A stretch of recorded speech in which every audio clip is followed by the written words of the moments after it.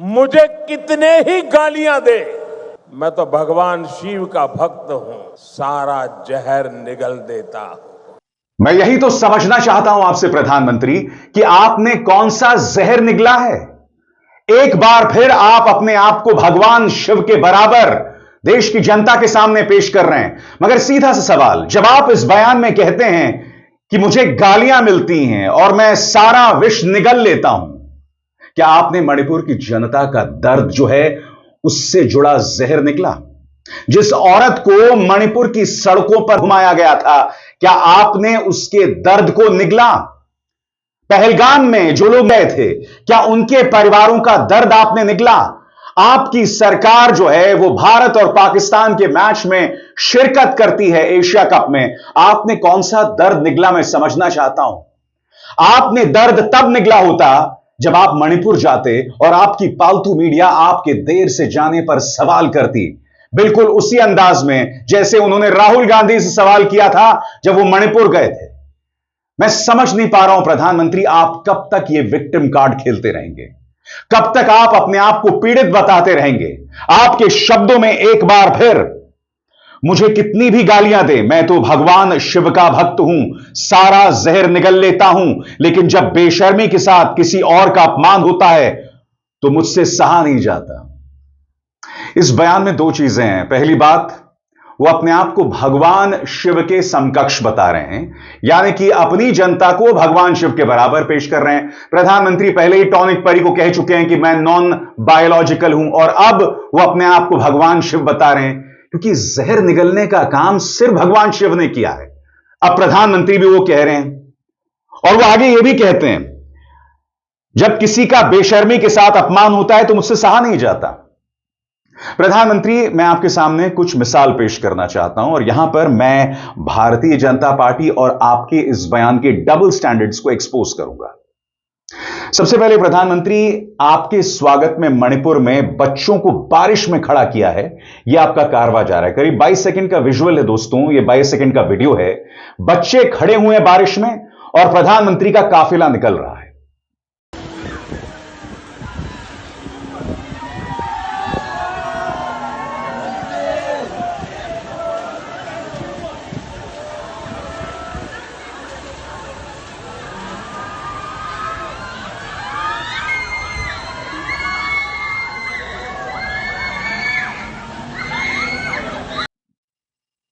मैं समझना चाहता हूं प्रधानमंत्री, सिर्फ आपके महिमा मंडन के लिए क्या बच्चों को इस तरह से पानी में खड़ा करना जरूरी था, बारिश में खड़ा करना जरूरी था? यहां पर किसका सम्मान हो रहा है मैं समझना चाहता हूं। आप देश के पहले प्रधानमंत्री पंडित नेहरू को पानी पी पी कर गाली देते हैं, मगर आप इस जमाने के नेहरू बनना चाहते हैं। यह देखिए, बच्चों के साथ प्रधानमंत्री नरेंद्र मोदी गाना गा रहे हैं। इत्तेफाकन प्रधानमंत्री, इनमें से कई बच्चे होंगे जिनके मां बाप मारे गए होंगे आपकी सरकार की नाकाम नीतियों की वजह से, आपकी सरकार की उदासीनता की वजह से, और आप उनके साथ यहां गाना गा रहे हैं। आप किस विष निगलने की बात करते हैं? किसके अपमान पर क्रोधित होने की बात करते हैं? देखिए वीडियो जिसमें प्रधानमंत्री नरेंद्र मोदी कुछ बच्चों के साथ खड़े हुए हैं और उनके साथ गाना गा रहे हैं। साहब,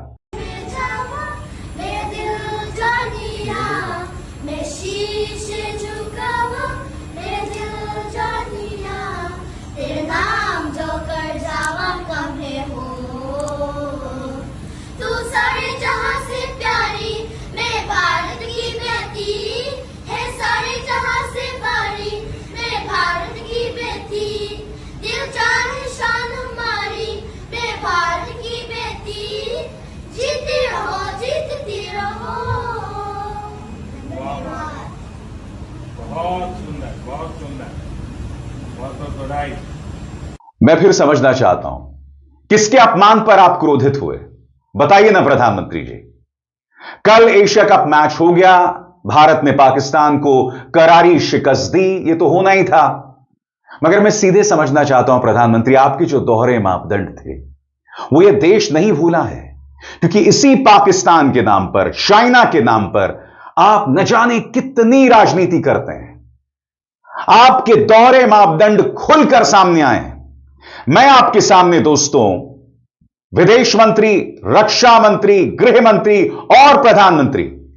क्या कहा था इन्होंने?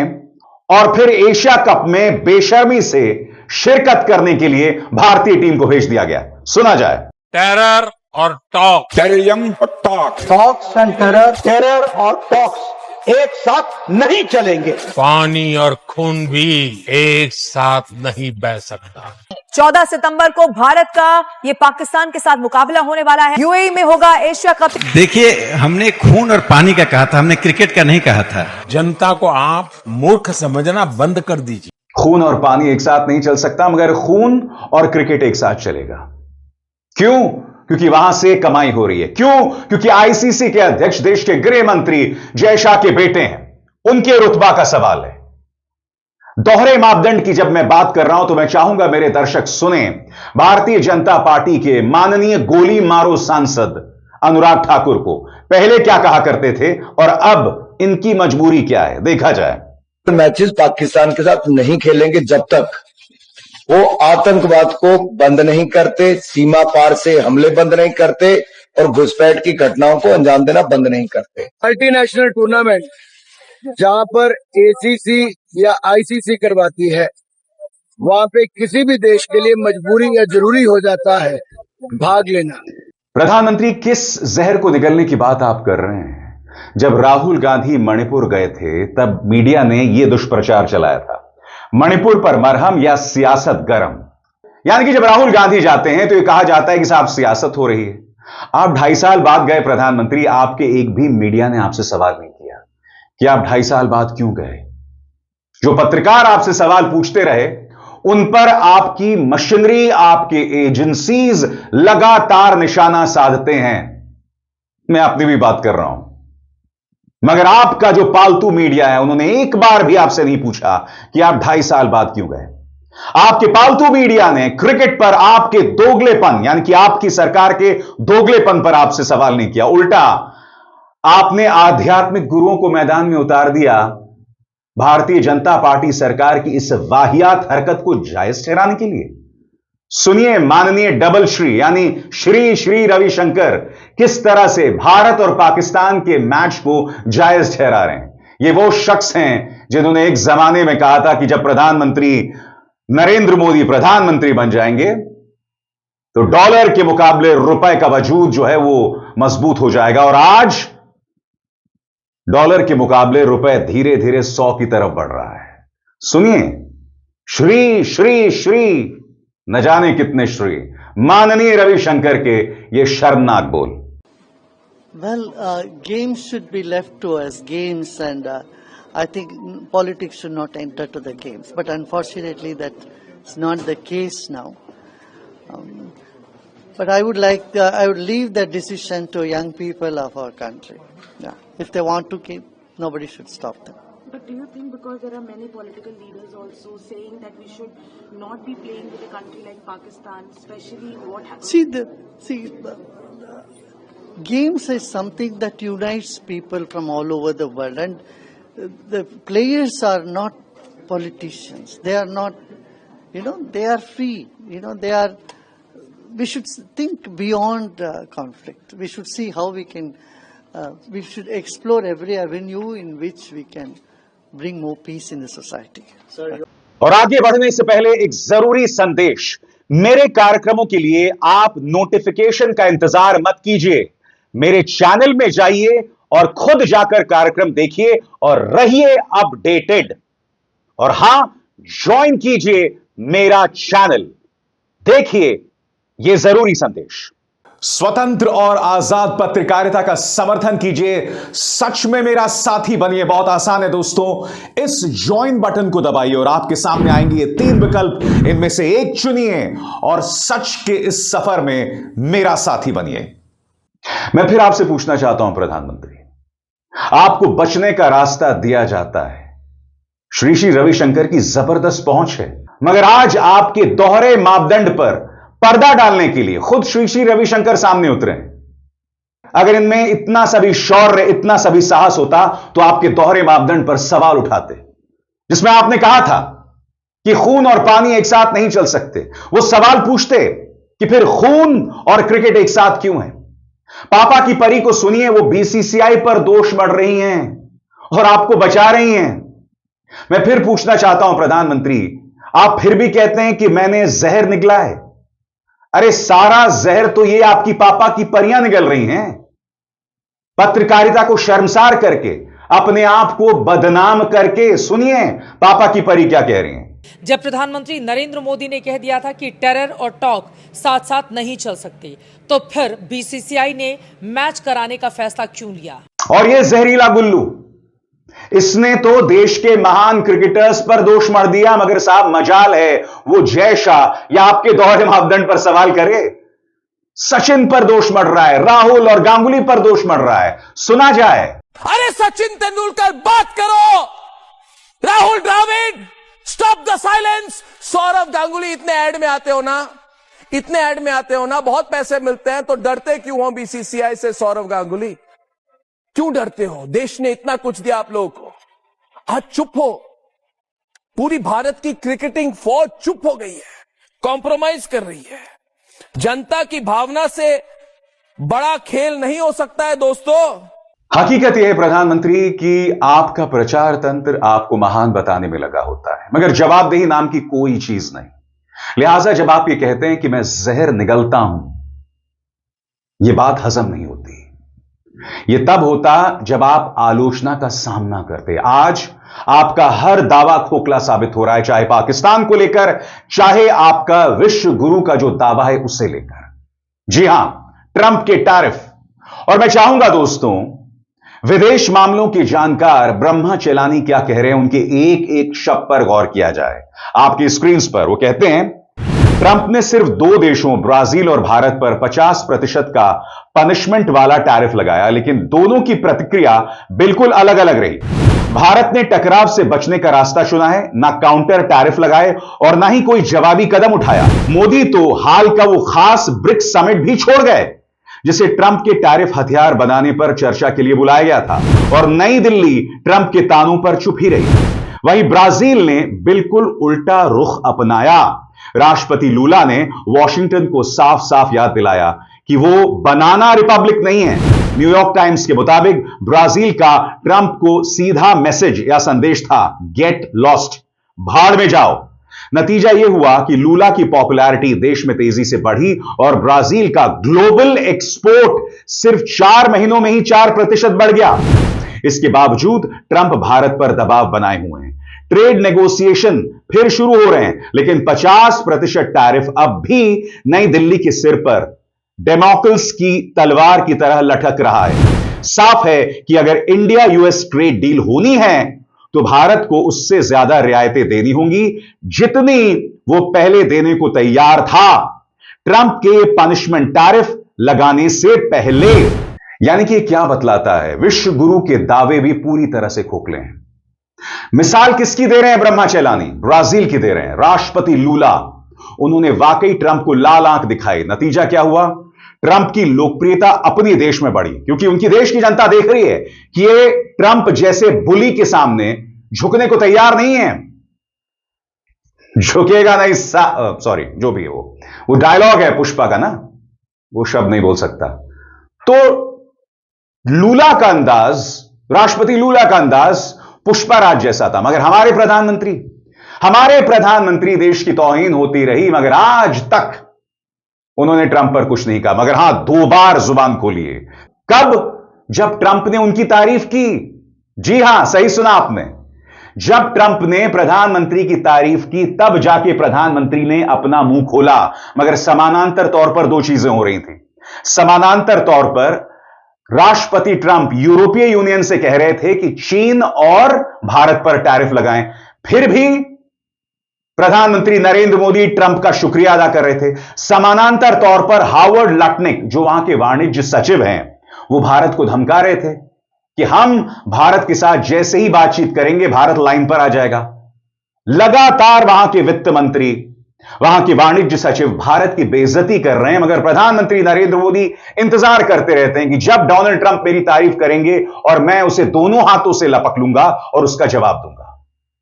अगर आपने ट्रंप के मुद्दे पर थोड़ी हिम्मत दिखाई होती तो जैसा कि ब्राजील के संदर्भ में हुआ, हमारा एक्सपोर्ट बढ़ता, दूसरे देशों में हमारा रुतबा बढ़ता, मगर नहीं, आपने वो नहीं किया। आपकी सरकार लगातार झुकते रही और आपका मीडिया, आपका पालतू मीडिया, उसने इसका जिक्र तक नहीं किया। और मैंने कितने आसान लफ्जों में इस सरकार की नाकामी आपके सामने रख दी, और फिर भी प्रधानमंत्री कहते हैं कि मैंने जहर निकला। कौन सा जहर निकल रहे हैं साहब, बताइए ना। देश के अपमान का, देश के अपमान का जहर निकल रहे हैं आप, क्योंकि लगातार हो रहा है। शाहिद अफरीदी का मैंने क्लिप देखा, पाकिस्तानी क्रिकेट खिलाड़ी शाहिद अफरीदी का मैंने क्लिप देखा, जिसमें वो भारत को ताने मार रहा है कि क्रिकेट खेलने तो हमारे पास ही आना पड़ेगा। ये बयान है शाहिद अफरीदी का, फिर भी हम जाकर क्रिकेट खेल रहे हैं। ये मायने नहीं रखता कि सूर्य कुमार यादव ने उस जीत के बाद क्या कहा, पहलगाम को याद किया, वो अलग अलग बातें हैं, मगर वो दोहरे मापदंड आपके सामने थे प्रधानमंत्री, और फिर भी आप ये कह रहे हैं कि मैंने जहर निगला। शहीद शुभम की पत्नी ऐशन्या लगातार सवाल पूछती रहीं, क्या आपने उनकी बात सुनी? सुनिए कितने साफ लफ्जों में, कितनी साफ गोही से ऐशन्या कह रही हैं कि ये क्रिकेट खेल के आपने पाकिस्तान को और मजबूत किया है, अब वो इसी पैसे का इस्तेमाल भारत के खिलाफ आतंकवादी हरकतों में करेगा। क्या आप ऐशन्या की इस बात को सुनेंगे? बताइए, क्या आप उसके दर्द को साझा करेंगे? नहीं करेंगे आप ऐसा कुछ। सुनिए ऐशन्या क्या कह रही हैं। पाकिस्तान वापस से खड़ा होगा। पाकिस्तान के उन जो ठिकाने हम ऑपरेशन सिंदूर के समय तोड़े गए थे वो वापस बनेंगे। सबसे बड़ा तस्वीर ये होगी और ये सबसे बड़ा तमाचा होगा उन 26 हमले को जो पाकिस्तान देगा कि लो तुमने ऑपरेशन सिंदूर किया था, लो फिर से तुम्हारे लोग आके मैच खेले, हम वापस पावरफुल बन गए, हम वापस टेररिज्म खड़ा करेंगे और कल को फिर दूसरा पहलगाम करेंगे। ये होगा बदलाव। बदलाव ये थोड़ी हो सकता है, ये तो हमारे लोगों के अंदर है ही नहीं ना कि हम ये बदलाव लें कि हम पाकिस्तान को बॉयकआउट कर दें, पाकिस्तान के साथ मैच ना खेलें। ये अगर कर रहे होते तो आज बीसीसीआई अग्री नहीं करती इंडिया पाकिस्तान के मैच के लिए। आज दुबई में बैठ के जो इंडिया पाकिस्तान का मैच शुरू होने वाला है, आज होने वाला है, वो नहीं हो रहा होता। बदलाव अगर लाना था ना तो बदलाव ये लाना था कि हम पाकिस्तान के साथ मैच नहीं खेलेंगे, हम एशिया वर्ल्ड कप में नहीं जुड़ेंगे अगर हमें पाकिस्तान के अगेंस्ट खेलना पड़ा, तो ये बदलाव होना चाहिए था। अपमान, पीड़ा, ये तमाम दर्द इससे निगल रही हैं सही मायने में ऐशन्या। मारे गए 26 भारतीयों के वो परिवार जो आज न्यूज चैनल्स देख रहे थे, जहां पर उन्होंने देखा कि वही न्यूज चैनल जो उनके शहादत पर टीआरपी बटोर रहा था, उन न्यूज चैनल्स ने भारतीय जनता पार्टी सरकार से कोई सवाल नहीं किया, उल्टा पापा की परियां और श्री श्री रविशंकर इस सरकार को बचने का रास्ता दे रही थी। अनुराग ठाकुर के दोहरे मापदंड पर किसी ने सवाल नहीं किया। इन सबके बिजनेस इंटरेस्ट जुड़े हुए हैं साहब। अनुराग ठाकुर, राजीव शुक्ला, जय शाह, सबके बिजनेस इंटरेस्ट जुड़े हुए हैं, और इन बिजनेस इंटरेस्ट को कौन तोड़ेगा बताइए? दोष मढ़ा जा रहा है बीसीसीआई पर। अरे क्या बीसीसीआई भारत सरकार के कहे बगैर कुछ कहेगी? इसलिए मैं बार बार कह रहा हूं, नहीं प्रधानमंत्री, आपने विष का प्याला नहीं पिया, और नहीं प्रधानमंत्री, आप भगवान शिव नहीं हैं। आप पूरी कोशिश करते रहते हैं, आप एक तरफ खुद को प्रधान सेवक बताते हैं, मगर दूसरी तरफ आप अपने आप को ईश्वर तुल्य बता देते हैं। यह गलत है, यह मेरे धर्म का अपमान है। अगर आपके शासन में रामराज्य वाली बात होती प्रधानमंत्री, तो आप जवाबदेह होते, और उस जवाबदेही के तहत आप कुछ कठिन फैसले लेते जिसमें आप पर सवाल होते, मगर नहीं साहब, आप पर कोई सवाल नहीं है। आपसे सवाल करने वाले को आतंकवाद की धाराओं में जेल में ठूस दिया जाता है और वो बाहर भी नहीं निकल पाता है। साफ दिखता है कि केस वाहियात है, मगर उसे सालों तक जेल में सड़ाया जाता है। क्यों? क्योंकि वो आपका आलोचक है, आपसे सवाल नहीं किया जा सकता, और फिर आप कहते हैं कि मैंने जहर निगल लिया। नहीं प्रधानमंत्री, आप महामानव हैं, आप महान हैं, आप महापुरुष हैं, और अब तो आप अपने आप को भगवान शिव के बराबर रख रहे हैं। और याद कीजिएगा साहब, यह तस्वीर जहां प्रधानमंत्री नरेंद्र मोदी का दर्जा राम लला से ऊपर बता दिया गया था, यह सब हो रहा है, फिर आप कहते हैं कि आपने जहर का प्याला निगला है। नहीं मोदी जी, कतई नहीं। अभिसार शर्मा को दीजिए इजाजत। नमस्कार।